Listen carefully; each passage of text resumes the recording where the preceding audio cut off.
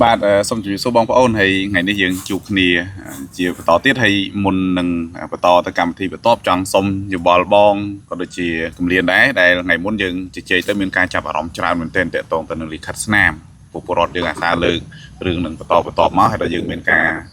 លើកវិញយើងហ្នឹងទៅក៏គាត់មានការចាប់អារម្មណ៍ខ្លះក៏សរសើរខ្លះក៏អរគុណប៉ុន្តែមានមតិមួយចំនួនហើយជាមិនក្រោមពី2នាក់ទេតែគាត់ថាចេះតែថា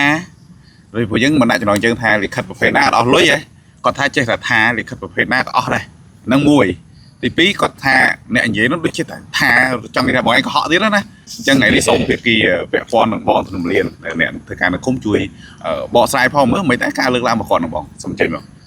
អរគុណជាបឋមសូមគ្រប់ជនរួមជាតិជនរួមឈាមជនរួមភាសាទាំងអស់ជាទីគោរពនិងទីមិត្តរីជួបវិលមកជួបគ្នាវិញនៅនាទីចុងសប្តាហ៍ដែលពួកយើងនឹងព្យាយាមចែករំលែកក៏ដូចជាឆ្កឹះនៅកលឹះរដ្ឋបាលមួយចំនួននៅថ្នាក់មូលដ្ឋានដែលបងប្អូនមានចម្ងល់ហើយយើងនឹងព្យាយាមបញ្យល់ទៅតាមនីតិវិធីជាសំណួរជាទូទៅយើងមើលទៅជាប្រតិកម្មរបស់ពលរដ្ឋដែលគាត់លើកឡើងពីបន្តមើលវីដេអូបងហើយបាទជាប្រតិកម្មរបស់ពលរដ្ឋដោយលោកគ្រូមានប្រសាសន៍អញ្ចឹងថាមានអ្នកសរសើរមានអ្នកអរគុណហើយក៏មានអ្នកនិយាយរិះគន់ដែរតាមពិតទៅអ្វីដែលយើងចែករំលែកវាគឺជាយន្តការវាគឺជាច្បាប់អញ្ចឹងទៅមើលនៅក្នុងច្បាប់ទៅមើលនៅតារាងឧបសម្ព័ន្ធហើយខ្ញុំសូមកែតម្រូវឡើងវិញតារាងឧបសម្ព័ន្ធថ្មីនេះឲ្យចេញឲ្យប្រើប្រាស់នៅឆ្នាំ2016បាទហ្នឹងតារាងឧបសម្ព័ន្ធក្រោយថ្មីបាទហើយជាទូទៅគឺកំណត់ចឹងដោយច្បាប់ចឹងបណ្ដោយយើងអត់បានទៅនិយាយទៅទេប៉ុន្តែអ្វីដែលបងប្អូនទៅអនុវត្តផ្ទាល់ថាលិខិតណាក៏ឃុំសង្កាត់មួយចំនួននៅតែយកលុយដែរតែពិសេសគឺអ្នកកាន់កិច្ចការងារនឹងផ្ទាល់នៅតែចឹងនៅតែយកលុយហើយអានោះវាគឺជាទម្លាប់ដូចខ្ញុំនិយាយថាវាជាទម្លាប់ផ្សេងហើយវាជាយន្តការវាជាច្បាប់នឹងផ្សេងប៉ុន្តែជាទូទៅអ្វីដែលយើងចែករំលែកគឺយើងចែករំលែកអំណាងលើកនៅតលហេកណាមួយដែលវាសំអាងលើផ្លូវច្បាប់លើប្រកាសលើចរាចរណ៍ណែនាំអីចឹងទៅហើយយោងតារាងឧបសម្ព័ន្ធដែលដាក់ឲ្យប្រើប្រាស់ដោយប្រកាសដោយអន្តរក្រសួងបាទលេខ14 342ប្រកចុះថ្ងៃទី29ខែធ្នូឆ្នាំ2016បាទហើយអន្តរក្រសួងនោះមានក្រសួងអីខ្លះមានក្រសួងមហាផ្ទៃមានក្រសួងសេដ្ឋកិច្ចនិងហិរញ្ញវត្ថុមានស្ថាប័នធនាគារជាតិរដ្ឋាភិបាលជាតិជាដើមអញ្ចឹងទៅដើម្បីកំណត់នៅតារាងតម្លៃឧបសម្ព័ន្ធហ្នឹងអញ្ចឹងវាគឺជាច្បាប់ប៉ុន្តែអ្វីដែលពលរដ្ឋលើកឡើងថាខុសអត់ខុសទេគុំសង្កាត់មួយចំនួននៅតែធ្វើអញ្ចឹងនៅតែរំលោភចរាចរណ៍ណែនាំនៅតែរំលោភប្រកាសរបស់ក្រសួងអញ្ចឹងរបស់អន្តរក្រសួងអញ្ចឹងនៅតែលិខិតណាខ្លះដែលមិនបង់ប្រាក់យើងឧទាហរណ៍ថាអត្រានគរដ្ឋានហើយអត្រានគរដ្ឋានមានអីខ្លះមានសម្បត្តិកំណើតមានសម្បត្តិអាពាហ៍ពិពាហ៍មានសម្បត្តិមរណភាពជាទូទៅច្បាប់ហ្នឹងអត់ឲ្យបង់លុយទេអត់ឲ្យបង់លុយទេប៉ុន្តែយន្តការខ្លះពលរដ្ឋខ្លះគិតមានបញ្ហាឯកសារដល់ខណៈគាត់មានបញ្ហាឯកសារគាត់អត់បានយល់ថាត្រូវទៅស្វែងរកឯកសារមកបំពេញបន្ថែមនៅអ្វីដែលជាគោលការណ៍នៅក្នុងការធ្វើលិខិតទាំងអស់នោះទេប៉ុន្តែគាត់បែរជាស្វែងរកដំណោះស្រាយដោយការប្រើថវិកាក្នុងការដោះស្រាយបញ្ហាឧទាហរណ៍ថាទៅការបញ្ជាសម្បត្តិកំណើតសំទោសទៅការធ្វើសម្បត្តិកំណើតឲ្យកូនហើយខ្វះនៅសម្បត្តិកំណើតរបស់កូនបងឬខ្វះនៅសម្បត្តិកំណើតរបស់ឪពុកម្ដាយពីព្រោះជាទូទៅក្នុងយន្តការទាមទារ2ទី1គឺសម្បត្តិកំណើតរបស់ឪពុកម្ដាយទី2គឺសម្បត្តិដែលចេញពីពេទ្យបាទដើម្បីកំណត់ប្រកាសថាកូននោះបង្កើតថ្ងៃទីប្រមាណហើយនៅពេលដាក់ឈ្មោះអីអញ្ចឹងទៅដើម្បីងាយស្រួលក្នុងការធ្វើសភៅសុខភាពធ្វើអីជាដើមអញ្ចឹងទៅគេយោងតាមរបាយការណ៍បឋមរបស់មន្ទីរពេទ្យដែលគាត់បានសម្រាលប៉ុន្តែប្រសិនបើគាត់មិនបានទៅសម្រាលនៅមន្ទីរពេទ្យរដ្ឋទេមន្ទីរពេទ្យជាផ្លូវការទេអានឹងទៅតាមអ្វីដែលគាត់រាយការណ៍មកឲ្យតែគាត់មករាយការណ៍យើងអាចទទួលយកបានក៏ប៉ុន្តែអ្វីដែលឯកសារសំខាន់ជាងគេប្រសិនបើវាជាកូនទី2ត្រូវយកឯកសារកូនបងមកគ្រប់គ្រាន់ដែរអត់បាច់ច្រើនយកតែឯកសារកូនបងកូនទី1មកហើយនឹងឯកសារពេទ្យមកគ្រប់គ្រាន់ដែរតែបើជាកូនទី1ត្រូវយក สมมติกำเนิดរបស់ឪពុកនិងសមុទ្រកំណើតរបស់ម្ដាយ បាទអរគុណបងលើហើយជាចំណុចបដោតពេលនេះសំខាន់គឺគាត់កាពិតគាត់លើកឡើងបានគាត់ចំណាយលុយមែនដូចបងសាសអញ្ចឹងណាអញ្ចឹងទស្សនវិជ្ជាហ្នឹងដែលជួបចុះបងមានអីជាការផ្ដាំផ្ញើដល់ដែលអ្នកដែលជួបបញ្ហាអញ្ចឹងប្រហែលគាត់ក៏មិនសប្បាយចិត្តដែរក៏មិនគាត់លើកឡើងណាទី2ដល់អាជ្ញាធរបងអាចសូមជួយផ្ដល់យោបល់ខ្លីទៅលើផ្ដាំផ្ញើទៅពួកគាត់តិចទេបងអរគុណជាទូទៅប្រសិនបើបងប្អូនទៅធ្វើនៅឯកសារដែលយើងខ្ញុំបានចែកម្លែកនៅក្នុងវីដេអូមុនឬក៏វីដេអូបន្តពាក់ព័ន្ធជាមួយនឹងការទៅរកសេវានៅសាលាឃុំសង្កាត់ហើយបើសិនជាឯកសារខ្លះដែលយើងបញ្ជាក់ថាមិនយកប្រាក់ហើយនៅតែមានឃុំសង្កាត់មួយចំនួនរបស់បងប្អូននៅតែប្រព្រឹត្តនៅអំពើរំលោភប្រកាសអន្តរក្រសួងចឹងទេបងប្អូនត្រូវប្រកាសចិត្តថាត្រូវមើលនៅលើតារាងអបសម្ព័ន្ធហ្នឹងសង្កេតមើលពួកអីនៅឃុំសង្កាត់ទាំងអស់ត្រូវតែដាក់បង្ហាញតារាងអបសម្ព័ន្ធហ្នឹងដូចខ្ញុំនិយាយមិញថាចុះឆ្នាំ2016ហ្នឹងជាប្រកាសរបស់អន្តរក្រសួងហ្នឹងតម្លៃស្តង់ដារដែលទទួលស្គាល់ដោយអន្តរក្រសួងហើយបើឃុំណាសង្កាត់ណាប្រព្រឹត្តនៅអំពើទីលុយសេវាលើសពីតារាងអបសម្ព័ន្ធនោះគឺជាអំពើពុករលួយហើយมันអាចលើកលែងបានទេនោះគឺជាយន្តការ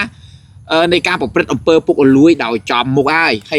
ជាពលរដ្ឋត្រូវធ្វើម៉េចតាមដានតារាងអបសម្ព័ន្ធហើយត្រូវព្យាយាមចេះជជែកពីព្រោះយើងមានច្រកចេញចូលតា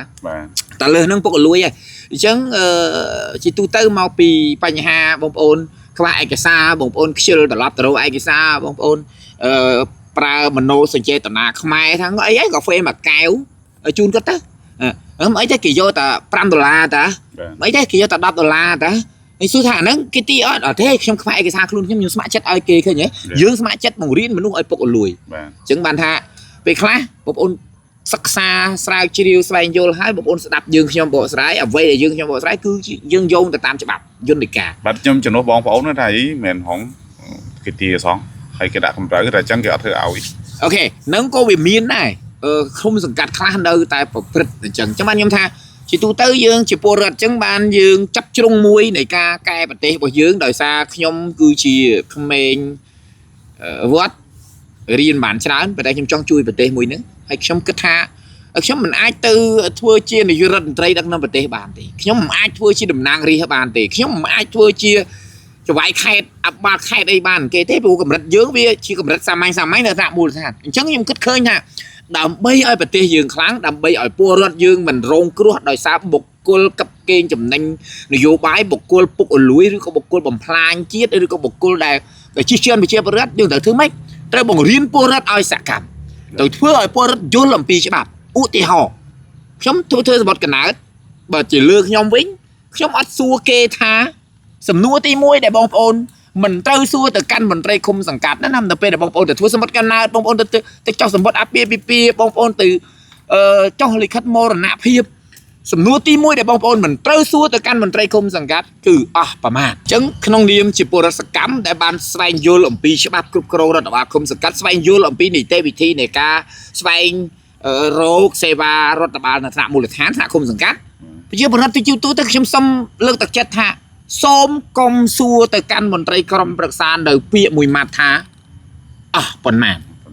នៅពេលដែលយើងដឹងថាឯកសារហ្នឹងអត់ត្រូវបានបង់ប្រាក់ទេឧទាហរណ៍ទៅធ្វើសម្បត្តិកំណើតកុំពេលដែលគេហុចសម្បត្តិកំណើតឲ្យយើងអូខេអរគុណជម្រាបលាចប់ប៉ុន្តែបើយើងអរគុណជម្រាបលាគេទាលុយអាហ្នឹងគេអត់ហ៊ានទេមន្ត្រីហ្នឹងមិនហ៊ានទេប៉ុន្តែនៅពេលដែលយើងអរគុណជម្រាបលាអស់ប្រមាណទៅពេលឈោលិខិតប្រជាពលរដ្ឋដែលមិនយល់អំពីច្បាប់នឹងស៊ីជម្រៅគេហុចលិខិតមកអស់ប្រមាណលោកគ្រូអញ្ចឹងមន្ត្រីដែលខលខើគេត្រូវនិយាយថាតែទឹកចិត្តឲ្យប្រមាណឲ្យមកនោះវាជាចំណងបាទឃើញទេតែកាលណាគេសួរគេអញ្ចឹងហើយមិនឲ្យមិនកើតទេអញ្ចឹងដក5000ឲ្យទៅអញ្ចឹងវាជាមូលហេតុដែលលិខិតណាក៏អស់លុយដែរមកបើយើងទៅសួរគេថាអស់ប្រមាណអញ្ចឹងយើងកុំសួរគេថាអស់ប្រមាណទេអរគុណបើយើងដឹងអាហ្នឹងថាគេអត់យកលុយទេមែនទេអញ្ចឹងអរគុណជម្រាបលាចាស់ហ្នឹងគឺជាការចែកម្លែកតែយើងដឹងហើយថាគេមិនត្រូវការបង់លុយយើងកុំទៅសួរអស់ប្រមាណតែសួរមន្ត្រីខលខើគាត់និយាយថាសែងចិត្តទេអាហ្នឹងគេមិនឲ្យបង់លុយទេប៉ុន្តែសែងចិត្តទេឲ្យក៏បានមកឲ្យក៏បានប៉ុន្តែបើអញ្ចឹងហើយគឺត្រូវតែយើងជាប់ចំណងគេអរគុណបងដែលបានបញ្ជាក់ចំណុចហ្នឹងច្បាស់ ចឹងបងប្អូនចាំថាគុំសួរអស់ កុំសួរថាអស់ហ្មង ចឹងងាកមកគម្លានជាការឆ្លើយតបទៅមហាជនខ្ញុំគិតថាគម្លានបានឃើញខមមិនក៏ដូចជាធ្លាប់ធ្វើការនោះមានបទពិសោធន៍ជួបផ្ទាល់ហើយតែមិនដែរពេលដែលគាត់ធ្លាប់មកប្រាប់គាត់ជួបថាអស់លិខិតណាក៏អស់ដែរតែដែលជួបបញ្ហាហ្នឹងហើយមានការឆ្លើយតបទៅបងប្អូនជាប្រវត្តិយ៉ាងម៉េចហើយក៏ជាការផ្ដាំផ្ញើទៅមន្ត្រី ចាជាបឋមនាងខ្ញុំសូមអរគុណបងដែលបានលើកជាការខមមិនរបស់បងប្អូនលើកមកចោទសួរក្នុងនាមខ្ញុំជាមន្ត្រីសាធារណៈជាមួយបងប្រុសអញ្ចឹងហើយជាបឋមនាងខ្ញុំសូមគោរពបងប្អូនទាំងអស់ដែលតែងតែតាមដាននៅរាល់វីដេអូដែលពួកខ្ញុំចែករំលែកជាការពិតណាស់យើងមើលឃើញតែមួយជ្រុងហើយមួយជ្រុងផ្សេងទៀតគឺយើងភ្លេចកលេចមើលអញ្ចឹងហើយក្នុងនាមខ្ញុំជាមន្ត្រីសាធារណៈសូមជម្រាបទៅដល់បងប្អូនជាពិសេសអ្នកដែលទៅយកសេវាសាធារណៈទៅតាមរដ្ឋបាលឃុំសម័យរៀងខ្លួនចូលដំបងគឺបងប្អូនត្រូវមើលអបសពន្ធដែលចែងដោយប្រកាសអន្តរក្រសួងលេខដោយបងប្រុសបានជម្រាបអញ្ចឹង14342ប្រកចុះនៅឆ្នាំ2016អញ្ចឹងយើងដឹងហើយថាការចែងរបស់អបសម្ព័ន្ធនឹងមានកន្លែងណាដែលអត់ត្រូវបានមិនយកកម្រៃគេដាក់ថាមិនយកកម្រៃជាទូទៅគេបានចែងច្បាស់ណាស់ទៅលើការផ្ដល់សេវាឲ្យប្រជាពលរដ្ឋថាកន្លែងណាគេថេរៈពេលវេលារយៈពេលប្រហែលអចិន្ត្រៃយ៍ឬក៏សុពលភាពបានប្រហែលខែគេបានចែងយ៉ាងច្បាស់ប៉ុន្តែខ្ញុំលើកទឹកចិត្តនៅតែលើកទឹកចិត្តមុននឹងដើរចូលរដ្ឋបាលឃុំសង្កាត់សូមបងប្អូនកលេចទៅមើលអបសម្ព័ន្ធមុននឹងទៅទទួលយកសេវាមុននឹងទៅជួបច្រកចេញចូល អាចនិយាយកាន់តិចទៀតបានន័យថាឥឡូវសម័យទំនើបណាគាត់មើលក្នុងរបស់ website ក្រសួងក៏បានអ៊ីនធឺណិតស្អីក៏ប្រហែលជាមានដែរអូខេហ្នឹងហើយ អ្វីទៅថាប្រកាសអន្តរក្រសួង បាទវាច្រើនមែនតើយើងទៅជួបផ្ទាល់ឬក៏យើងsearch ទៅតាម digital អ៊ីនធឺណិតហ្នឹង អ៊ីនធឺណិតដូចគ្នាដែរអញ្ចឹងលើកទឹកចិត្តហើយមួយវិញទៀតបើសិនជាជួបករណីហ្នឹងជាទូទៅទី1ទឹកចិត្តយើងមិនអាចកាត់បានទេថាមិនដឹងថាទឹកចិត្តរបស់ពួកគាត់ហ្នឹងគាត់មានទឹកចិត្តកម្រិតណាបើសិនជាសេវាហ្នឹងគេដាក់ថាមិនយកកម្រៃប៉ុន្តែទឹកចិត្តបិណ្ឌពួកគាត់ដែលទៅទទួលនោះថាមើលឃើញការលះបង់បិណ្ឌគ្នាដែរគ្នាបំរើយ៉ាងយកចិត្តទុកដាក់អីអាទឹកចិត្តបិណ្ឌគាត់ហ្នឹងអត់មានចែងនៅក្នុងអបសម្ព័ន្ធណាមួយទេប៉ុន្តែគាត់ចង់ឲ្យក៏បានមិនចង់ឲ្យក៏បានអានឹងយើងនិយាយពីទឹកចិត្តវិញ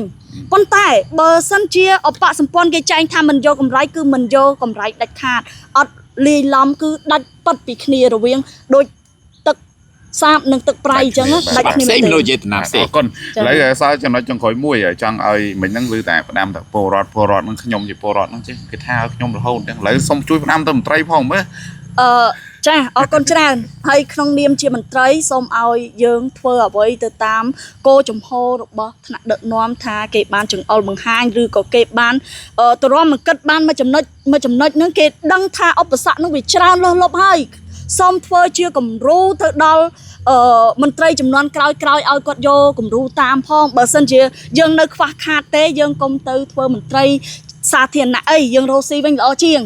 នឹងខ្ញុំសូមផ្ដាំផ្ញើប៉ុណ្ណឹងមិញអត់តលឺបងស្រាក់ផ្ដាំធ្វើមន្ត្រីផងមិញបងស្រាក់វៀងមន្ត្រីមកជួយផ្ដាំធ្វើមន្ត្រីផងមើលផ្ដាំទៅពលរដ្ឋសូមអញ្ជើញមកអរគុណជា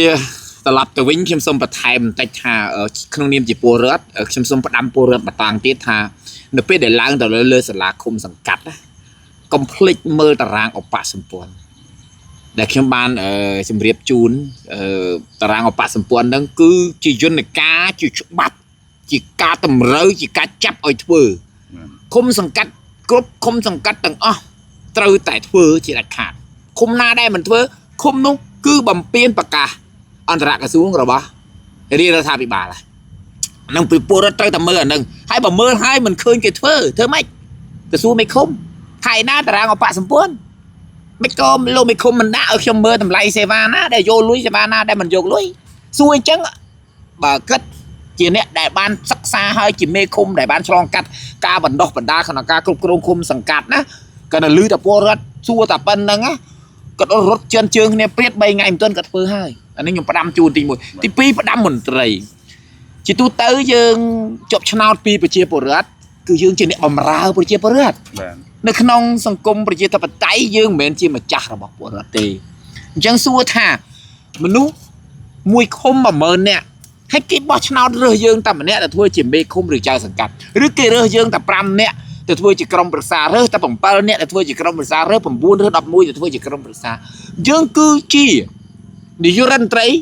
มูลฐาน បាទ យើងគឺជាអបរិយរដ្ឋមន្ត្រីមូលដ្ឋានយើងគឺជាតំណាងរាស្ត្រមូលដ្ឋានអញ្ចឹងណាតំណាងរាស្ត្រ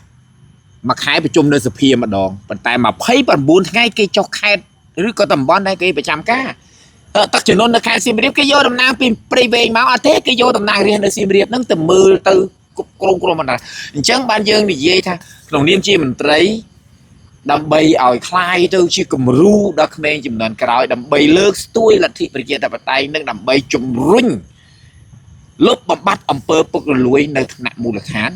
គួរណាស់តែយើងយកច្បាស់យកប្រកាសយកក្រសួងយកបរិយាក្រិតយកអនុក្រិត